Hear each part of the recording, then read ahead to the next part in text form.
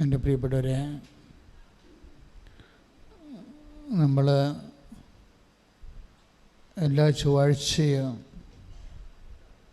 ഇതുപോലെ വളരെ പ്രസരിപ്പോടുകൂടി സന്തോഷത്തോടെയും ആർത്തിയോടെയും കൊതിയോടെയും ദൈവ പക്കൽ നിന്ന് ഒരു സമാശ്വാസം ലഭിക്കുമെന്നുള്ള ഉറപ്പോടെ ലക്ഷക്കണക്കിന് മനുഷ്യരാണ് ഉടമ്പടി ധ്യാനം കൂടുന്നത്.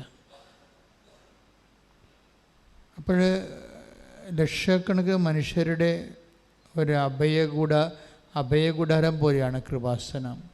ഇതിലൂടെ ദൈവം എല്ലാ മക്കളോടും, പക്ഷേ എല്ലാ മക്കളോടെന്ന് വെച്ച് കഴിഞ്ഞാൽ നമ്മളെ ഞെട്ടിപ്പിക്കുന്ന ഒരു സത്യം എന്ന് പറയുന്നത്, Christians as well as non Christians, എല്ലാ മക്കളോടും, അതായത് വേദന, നമ്മുടെ കൃപാസനത്തിൽ വരാനുള്ള ഒരു യോഗ്യത എന്ന് പറയുന്നത് എന്തെങ്കിലും വിഷയത്തിൽ നമുക്ക് നമ്മുടെ കഴിവ് കൊണ്ട്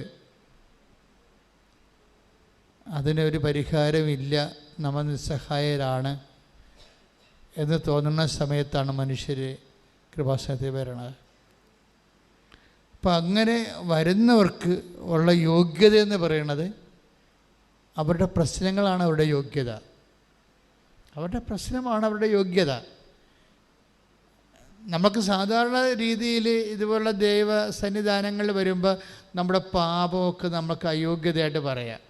പക്ഷെ കൃപാസനത്തിൽ വരുമ്പോൾ ഉള്ള യോഗ്യത എന്ന് പറയുന്നത് നമ്മുടെ രോഗമാണ് നമ്മുടെ യോഗ്യത, നമ്മുടെ കടങ്ങൾ, നമ്മുടെ ഭാരങ്ങൾ. അപ്പോൾ അത് നിങ്ങളെ സന്തോഷിപ്പിക്കാൻ വേണ്ടി ഇങ്ങനെ ഭംഗിവാക്ക് പറയണമെന്ന് നിങ്ങൾ ജസ്റ്റ് ഇവാലുവേറ്റ് അവർ ടെസ്റ്റിമണീസ്. നമുക്ക് ദൈവം തന്ന ഒരു സ്വത്താണ് നമ്മുടെ സാക്ഷ്യങ്ങൾ വിശ്വാസക്കോടികളുടെ സ്വത്താണ്. എന്ന് വെച്ചാൽ ആ സാക്ഷ്യം പരിശോധിക്കുന്നവർക്കറിയാം, എൻ്റെ ജീവിതത്തിലാണ് ഇങ്ങനെ ഒരു പ്രശ്നമുണ്ടെങ്കിൽ ഈ ദൈവം എന്നെ സഹായിക്കും. ജാതിയും മതവും വിശ്വാസവും ഒന്നും നോക്കാതെ, ഇതൊന്നും നോക്കാതെ നിനക്ക് ദൈവതിരുസന്നിധിയിൽ വരാൻ പറ്റുന്ന ഏറ്റവും വലിയ ഇടമായിട്ട് പരിശുദ്ധ അമ്മ കൃപാസനത്തെ വളർത്തിയതിനെ ഓർത്ത് ദൈവത്തോട് നന്ദി പറയാം. ശ്രുതികട്ടെ ഹല്ലേലൂയ.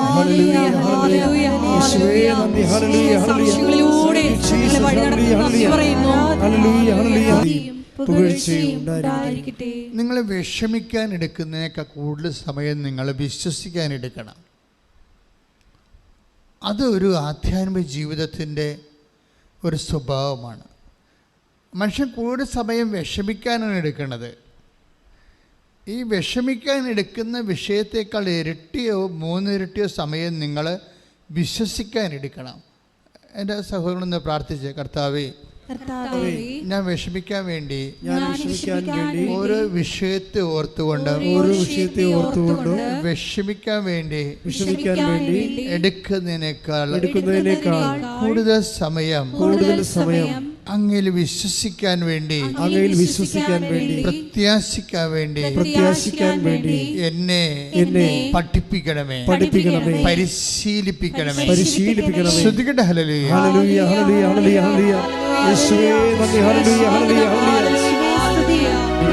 പരിശുദ്ധ പരമദിവ്യകാരുണ്യത്തിന്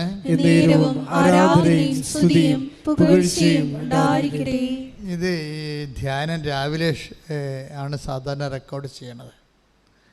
അപ്പം രാവിലെ കുർബാന കഴിഞ്ഞപ്പോൾ എനിക്ക് ധ്യാനിപ്പിക്കാനുള്ള കാര്യങ്ങളൊന്നും ഈശോ പറഞ്ഞ് തന്നില്ല. സാധാരണഗതിയിൽ ധ്യാനത്തിന് 24 മണിക്കൂർ 48 മണിക്കൂറിനുള്ളിൽ കർത്താവ് എനിക്ക് ക്ലൂ തരും, ഈ വിഷയത്തിലൂടെയാണ് നമ്മളിന്ന് സഞ്ചരിക്കാൻ പോകുന്നത് എന്നൊക്കെ പറഞ്ഞു തരും, ഒരു അടയാളമൊക്കെ തരും. അപ്പോൾ ഞാനിങ്ങനെ ബ്രേക്ക്ഫാസ്റ്റ് കഴിഞ്ഞിട്ട് ഞാനിങ്ങനെ തണുത്തങ്ങനെ ഇരിക്കുകയാണ്. കർത്താവ് നമുക്ക് ആൾക്കാരെ കയറിയതിന് ശേഷം പിന്നെ പെടാൻ പറ്റും. എനിക്ക് വേണമെങ്കിൽ ഒരു 100,000 ധ്യാനം നടത്താൻ പറ്റും. കാര്യം ഞാൻ 36-37 കൊല്ലം ധ്യാനിപ്പിച്ച് പരിചയമുള്ള ആളാണ്. പക്ഷെ അതല്ല, അത് കാണാതെ പഠിച്ചോ അല്ലെങ്കിൽ ഏതെങ്കിലും ബൈബിൾ വാക്കിയോ അല്ലെങ്കിൽ കഥ നോക്കിയോ പറയണമല്ല.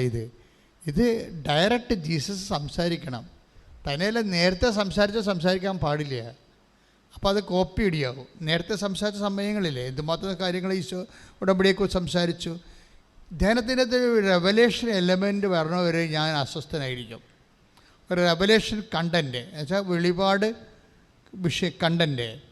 വെളിപാട് കണ്ടൻറ്റ് വരുന്നവരെ നമുക്ക് ദൈവത്തിൻ്റെ കയ്യൊപ്പുണ്ടെന്ന് പറയാൻ പറ്റത്തില്ല. അല്ലെങ്കിൽ പണ്ടത്തെ ധ്യാനത്തിൻ്റെ നേരെ അതുപോലെ പഠിച്ച് വീണ്ടും പറഞ്ഞ പോലെ ഇരിക്കും. അങ്ങനെയല്ല. വെളിപാടിൻ്റെ കണ്ടൻറ്റ് വരുമ്പോൾ നമുക്കറിയാം ഈ ഒരു ശക്തി, വെളിപാടിൻ്റെ കണ്ടതുകൊണ്ട് ശക്തി അതങ്ങനെ ധ്യാനത്തിൻ്റെ അവസാനം വരെ ഉണ്ടാകും. അപ്പോൾ അറിവല്ല കൊടുക്കുന്നത്, ആൾക്കാർക്ക് അഭിഷേകമാണ് കൊടുക്കുന്നത്. വ്യത്യാസമുണ്ട് ഭയങ്കര. അറിവിൻ്റെ അകത്ത് വരണ ഇൻഫർമേഷനാണ് വരണത്. ഇൻഫർമേഷനെ കൊണ്ട് നമുക്ക് പ്രത്യേകിച്ച് കാര്യമില്ല. ഇൻഫർമേഷൻ ഇപ്പോൾ കെമിസ്ട്രി ഇൻഫർമേഷനാണ്, മാത്തമാറ്റിക്സ് ഇൻഫർമേഷനാണ്, എല്ലാ നോളജും ഇൻഫർമേഷനാണ്. വേർഡ് ഓഫ് ഗോഡ് അങ്ങനെയല്ല. വേർഡ് ഓഫ് ഗോഡ് അനോയിൻറ്റിങ്ങാണ് വരേണ്ടത്. ശക്തി വരണം, അതിൻ്റെ സൗഖ്യം വരണം, ബോധ്യം വരണം, നിലനിൽപ്പ് വരണം. ബോധ്യം കിട്ടിയാൽ നമുക്ക് നിലനിൽക്കും. ഇത് ഇന്നതിനാണെന്ന് പറഞ്ഞാൽ നമ്മൾ നിലനിൽക്കും.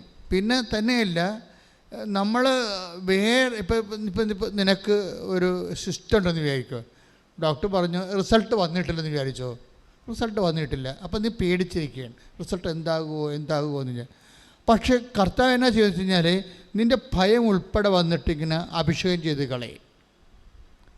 അതാണ് വചനപ്രഘോഷണത്തിൻ്റെ പ്രത്യേകത. അഭിഷേകം ചെയ്ത് കളയും. അത് നിനക്ക് നിലനിൽപ്പിൻ്റെ വരം തരികയും നിൻ്റെ മനസ്സിൻ്റെ ഉദ്വിഗ്നതയൊക്കെ അങ്ങ് കെടുത്തിട്ട് നിങ്ങൾ നിലനിർത്തി തരും. പക്ഷേ അതുകൊണ്ടാണ് ദൈവം എപ്പോഴും പറയും നിങ്ങൾ ഇങ്ങനെ ടൈം ടേബിൾ വെച്ച് പ്രാർത്ഥിക്കരുത്, നിരന്തരം പ്രാർത്ഥിക്കണമെന്ന് പറയും. അഭിഷേകവും നിരന്തരം പ്രാർത്ഥിക്കുന്നത് തമ്മിൽ ഭയങ്കര പല ബന്ധമുണ്ട്. ഒന്ന് പ്രാർത്ഥിക്കേണ്ട, take the word of God, നിരന്തരം പ്രാർത്ഥിക്കേണ്ടതാണ്. ശ്രുതിക്കട്ടെ ഹല്ലേലൂയ ഹല്ലേലൂയ ഹല്ലേലൂയ ഹല്ലേലൂയ. യേശുവേ നന്ദി, യേശുവേ സ്തുതി, യേശുവേ ആരാധന ആരാധന ആരാധന. ഫിലിപ്പി 4:4 മുതലുള്ള തിരുവചനങ്ങൾ. നിങ്ങൾ എപ്പോഴും നമ്മുടെ കർത്താവിൽ സന്തോഷിക്കുവിൻ. പറഞ്ഞേ, നിങ്ങൾ എപ്പോഴും നമ്മുടെ കർത്താവിൽ സന്തോഷിക്കുവിൻ. ഞാൻ വീണ്ടും പറയുന്നു നിങ്ങൾ സന്തോഷിക്കുവിൻ. ലൈൻസിന്റെ പോക്ക് കണ്ടല്ലേ? എന്താ? നിങ്ങൾ എപ്പോഴും നമ്മുടെ കർത്താവിൽ. അപ്പോൾ the very name of Jesus, കർത്താവിൻ്റെ പേര് പോലും നമുക്കെന്താണ്? സന്തോഷത്തിൻ്റെ കാരണമാണ്. ചിലരുടെ ഓർമ്മകൾ പോലും നമുക്ക് സന്തോഷത്തിൻ്റെ കാരണമാണ്. അതുപോലെ കർത്താവിൻ്റെ പേര് പോലും നിങ്ങൾക്ക് സന്തോഷിക്കാൻ വേണ്ടി. ഒരു പക്ഷേ നിങ്ങൾ ചിലപ്പോൾ നിങ്ങളുടെ ജീവിത പങ്കാളി ഉണ്ടാകും, ഹസ്ബൻഡ് ഉണ്ടാകും, അല്ലെങ്കിൽ വൈഫുണ്ടാകും, അല്ലെങ്കിൽ മക്കളുണ്ടാകും. ഇവരിലൊക്കെ നമുക്ക് സന്തോഷമുണ്ട് തീർച്ചയായിട്ടും. പക്ഷേ നിങ്ങളൊന്ന് ചിന്തിച്ചു, നിങ്ങൾ എന്നേക്കാൾ നല്ല അനുഭവമുള്ള ആൾക്കാരല്ലേ, ചിന്തിച്ച് നോക്കിയേ. ഇറ്റ് ഈസ് ഫോർ കുറച്ച് സമയം. കുറച്ച് കഴിയുമ്പോൾ മക്കൾ ഇപ്പോൾ അവർ ഹോസ്റ്റലിലോട്ട് പഠിക്കാൻ പോയി കഴിഞ്ഞാൽ പിന്നെ അവർ നമ്മളെ മറന്നു പോകും. അവരും മറക്കും, നമ്മളും മറക്കും. മനഃപൂർവ്വമല്ല, നമ്മൾ വേറെ ഒരു കാര്യത്തിൽ ഇൻവോൾവ് ആയി കഴിയുമ്പോൾ, വേറെ ഒരു വിഷയത്തിൽ ഇൻവോൾവ് ആയി കഴിയുമ്പോൾ നമ്മൾ മറക്കും. ഇതുപോലെ അപ്പോൾ അങ്ങനെ മറക്കുന്നതനുസരിച്ചിട്ട് ഇപ്പോൾ നമുക്കറിയാം, ആ സമയത്ത് ഇപ്പോൾ കറണ്ടൊക്കെ ഉണ്ടെങ്കിലും ചില സമയത്ത് സ്വിച്ച് ഓഫാണെങ്കിൽ ആ ഇലക്ട്രോണിക്സിൻ്റെ പ്രവാഹമില്ലാത്തത് കൊണ്ട് നമുക്ക് ഇലക്ട്രിസിറ്റി ഫീൽ ചെയ്യത്തില്ല. ഇതുപോലെ സിസ്റ്റമെല്ലാം കറക്റ്റാണെങ്കിലും ചിലപ്പോൾ നമുക്ക് അപ്പനുണ്ട്, ഭർത്താവുണ്ട്, മക്കളുണ്ട്, ഭാര്യയുണ്ട്, പക്ഷേ we are not feeling it sometimes. അവരെ നമുക്ക് ഫീൽ ചെയ്യത്തില്ല. അതുകൊണ്ട് എപ്പോഴും. പക്ഷെ ദൈവം അങ്ങനെയല്ല. ദൈവത്തിൻ്റെ സ്വിച്ച് ഓഫും സ്വിച്ച് ഓണും ഇല്ല, ബാക്കി എല്ലാ വിഷയങ്ങൾക്കും ഉണ്ട്. എന്താ പ്രശ്നം വെച്ചാൽ നമ്മൾ ദൈവത്തിൻ്റെ കാര്യങ്ങളിൽ സീരിയസ് ആണ്, ദൈവത്തിൻ്റെ കാര്യങ്ങളിൽ നമ്മൾ അലേർട്ടാണ്. എന്ത് കാര്യം ചെയ്യുമ്പോഴും ഈശോയ്ക്ക് ഇഷ്ടപ്പെടുമോ, അല്ലെങ്കിൽ ഇങ്ങനെ ഞാൻ ചെയ്താൽ അതിന് ഈശോയ്ക്ക് ഉണ്ടാകുന്ന ഒന്നാമത്തെ ഈ കോൾഡോ നമുക്ക് ഈ രുചിഭേദങ്ങളെപ്പോലെ തന്നെയാണ്. ദൈവം ഒരു പേഴ്സൺ ആയത് കാരണം എല്ലാ വിധത്തിലുള്ള വിഷയങ്ങൾക്കും ന്യൂട്രല്ല ഒരിക്കലും. എനിക്കങ്ങനെയാണ് കർത്താവിനെ മനസ്സിലായിരിക്കും. 4 വയസ്സ് മുതൽ ദൈവത്തിനെ അറിയാം.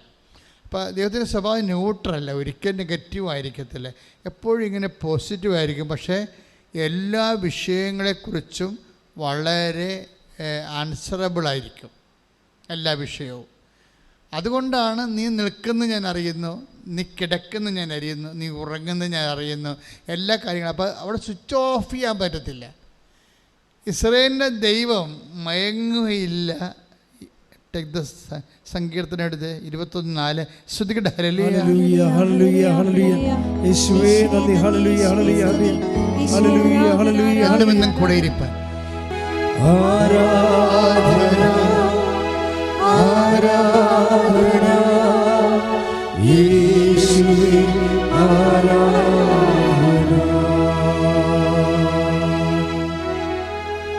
121 സങ്കീർത്തനം 4-ാം തിരുവചനം. 121:4. ഇസ്രായേലിന്റെ പരിപാലകൻ. ഒന്ന് പറഞ്ഞേ. ഇസ്രായേലിന്റെ പരിപാലകൻ മയങ്ങുകയില്ല ഉറങ്ങുകയുമില്ല.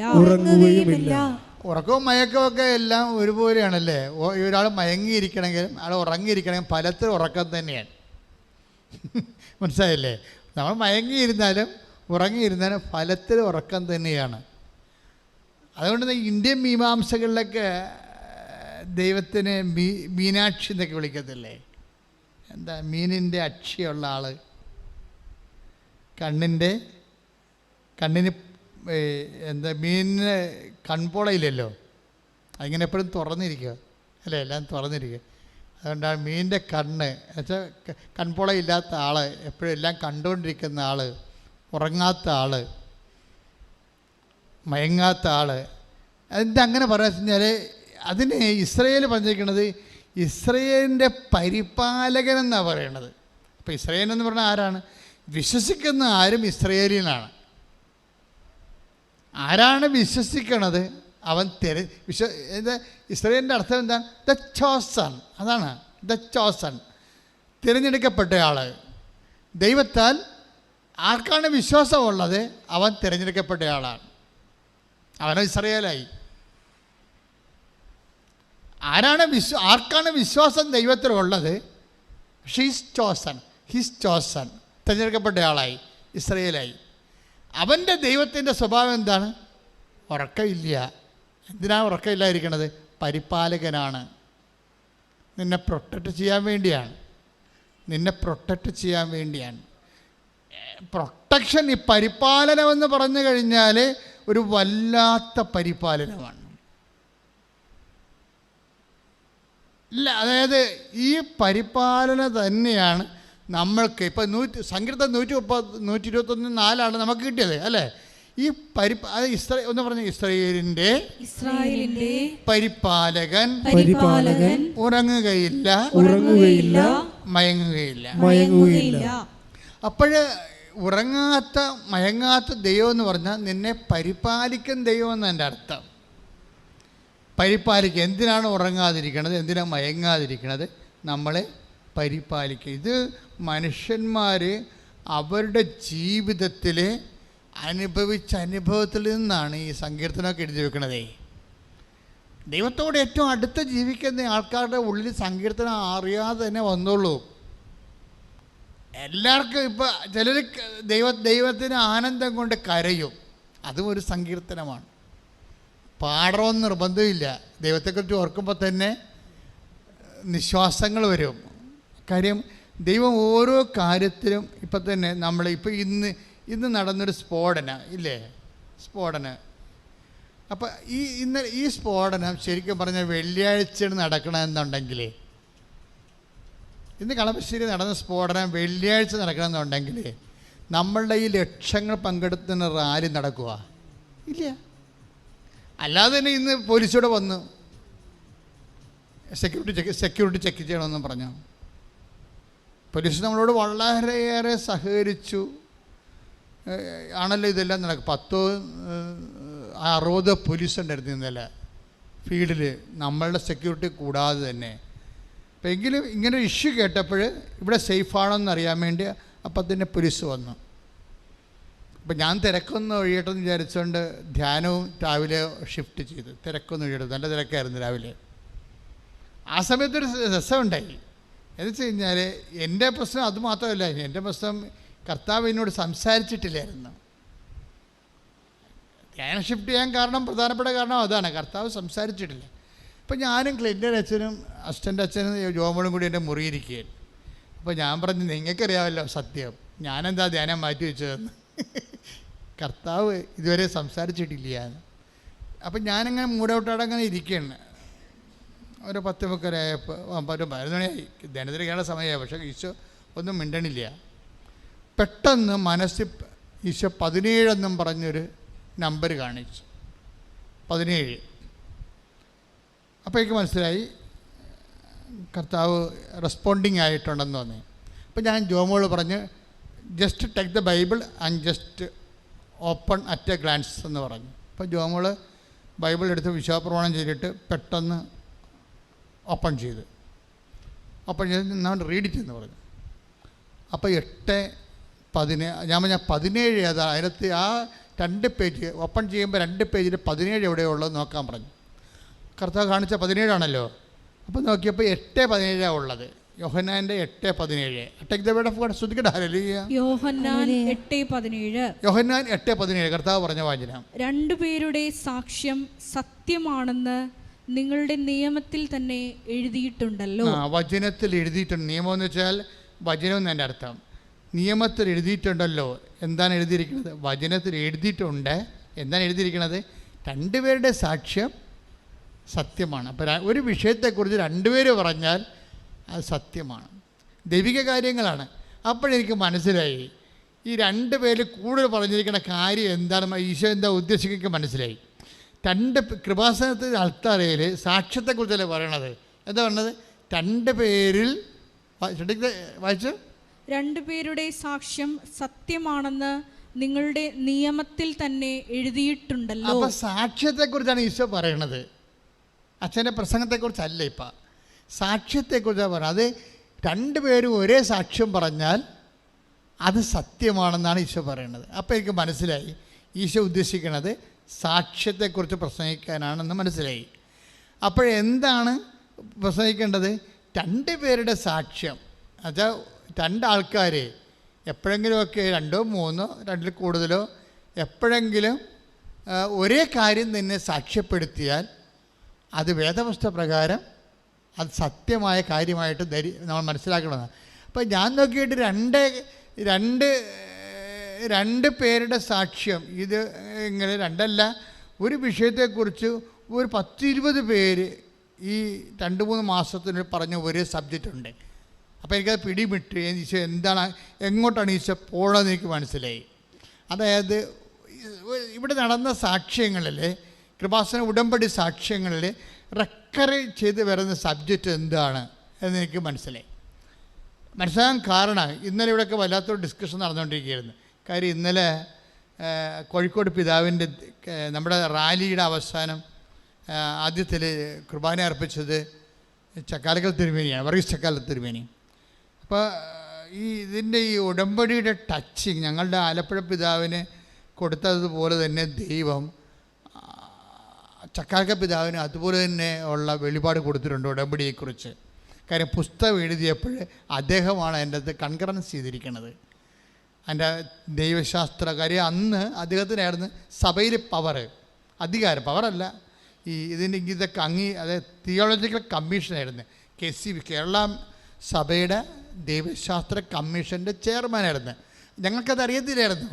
അദ്ദേഹത്തിൻ്റെ കയ്യിലാണ് മാതാവ് ഈ പുസ്തകത്തിൻ്റെ കയ്യെഴുത്ത് പ്രതികൊണ്ട് കൊടുക്കുന്നത് ഉടമ്പടിയുടെ. അദ്ദേഹം അതെല്ലാം പരിശോധിച്ചിട്ട് അതിൻ്റെ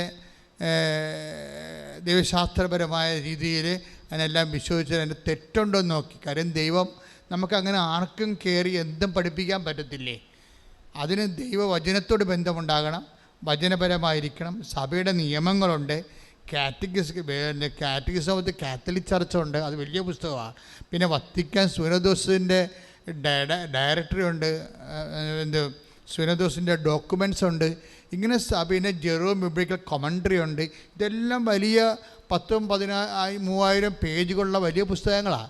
ഈ പുസ്തകങ്ങളിലൊക്കെ ആയിട്ട് കൺകർ ചെയ്യണം. ഒരു പ്രെയർ വരുമ്പോൾ, സഭയിൽ പുതിയ വരുമ്പോൾ, സഭയിലെ ഈ 2000 വർഷങ്ങളുടെ ഉരുത്തിരിഞ്ഞിട്ടുള്ള ദൈവശാസ്ത്രവുമായിട്ട് ഡോഗ്മയുമായിട്ട് ഇതിനെ സിങ്ക് ചെയ്യണം. അല്ലെന്നുണ്ടെങ്കിൽ അബദ്ധ പ്രബോധനമാകും. വേണമെങ്കിൽ സഭയ്ക്ക് എന്നെ സസ്പെൻഡ് ചെയ്യാൻ പറ്റും. പെട്ടെന്നായിരിക്കും ഇതൊക്കെ നടക്കുന്നത്.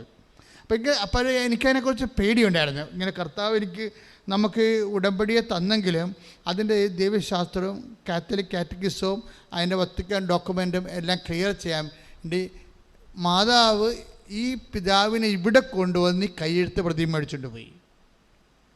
ആ ഒരു പ്രത്യേക സാഹചര്യത്തിൽ അത് നമ്മൾ ഇതിൻ്റെ പിന്നിലെല്ലാം ഒരു അത്ഭുതത്തിൻ്റെ ദൈവം നേരിട്ട് ചെയ്യണ കുറേ കാര്യങ്ങളുണ്ട്, നമുക്കറിയാൻ പാടില്ലാത്ത കാര്യങ്ങൾ. എനിക്കറിയത്തില്ലായിരുന്നു അർഗീസ് പിതാവ്, ചക്കാലക പിതാവാണ് തിയോളജിക്കൽ കമ്മീഷൻ്റെ ചെയർമാനെന്ന്. എനിക്കറിയാൻ പാടില്ല. രണ്ടാമത്തെ കാര്യം, ഇങ്ങനെയുള്ള പുസ്തകങ്ങളെ തിയോളജിക്കൽ കമ്മീഷനാണ് അവസാനമായിട്ട് പരിശോധിക്കേണ്ടതെന്നും എനിക്കറിയത്തില്ലായിരുന്നു. പക്ഷെ മാതാവിനെല്ലാം അറിയാം. അതാണ് നമ്മുടെ സംഭവം. എനിക്ക് രണ്ട് കാര്യം അറിയാൻ പാടില്ലായിരുന്നു. ഒരു കാര്യം എനിക്കറിയാൻ പാടില്ലാതിരുന്നത് തിയോളജിക്കൽ കമ്മീഷനാണ് ഇത് അടിസ്ഥാനപരമായിട്ട് മലയാളത്തിൽ ഇറങ്ങുന്ന കേരള സഭയിലുണ്ടാകുന്ന വിഷയങ്ങളെ പരിശോധിക്കേണ്ട ആളെന്ന് എനിക്കറിയത്തില്ലായിരുന്നു. രണ്ടാമത്തെ എനിക്കറിയാൻ പാടില്ലത് ചക്കാലക്ക പിതാവാണ് ഇത് പരിശോധിക്കേണ്ട ആളെന്നും എനിക്കറിയത്തില്ല. സത്യമായിട്ട് അറിയത്തില്ല. ആൾക്കാരെന്ന് ഞാൻ പറഞ്ഞ കാര്യമല്ലേ. പക്ഷേ ഇത് രണ്ടും മാതാവിനറിയാം. നിങ്ങൾ ചിന്തിക്കേണ്ട ഒരു കാര്യം ഇതുണ്ട്. നിങ്ങളുടെ ജീവിതം ഇതുപോലെ തന്നെ സംഭവം. നിങ്ങളുടെ വീട്, നിങ്ങളുടെ വിവാഹം, നിങ്ങളുടെ മക്കൾ, നിങ്ങളുടെ ജോലി, നിങ്ങളുടെ കടങ്ങൾ, ഇതെങ്ങനെ പരിഹരിക്കണമെന്ന് നിങ്ങൾക്കറിയത്തില്ല. ക്ലിയർ അല്ലേ? പക്ഷേ നിന്റെ ദൈവത്തിന് അറിയാം. കൈയടിച്ച് കർത്താൻ